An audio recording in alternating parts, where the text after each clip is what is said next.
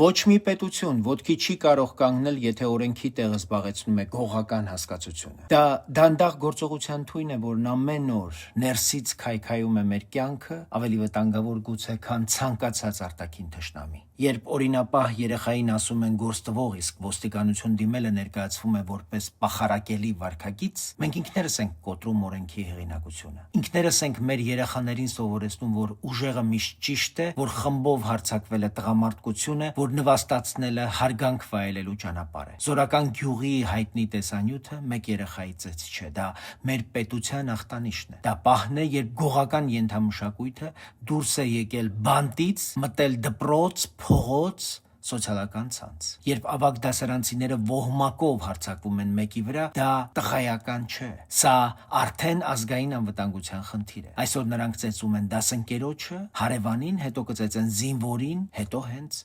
պետությանը։ Եվ այս երեխաները վաղը պիտի լինեն մեր զինվորները, ոստիկանները, դատավորները, քաղաքական գործիչները։ Հայաստանում տեղ չպետք է ունենա ոհմակի իրավունքը։ Տեղ պետք է ունենա միայն մարդու իրավունքը եւ օրենքի հավասար կիրառումը բոլորի, անխտիր բոլորի համար։ Կամ մենք հիմա դնում ենք գիծ ու ասում. Հայաստանում օրենքը վեր է հասկացություններից, կամ մի օր արթնանալու ենք մի մեծ բակում առանց պետության եւ առանց ապագայի։ Ընտրությունը մերն է։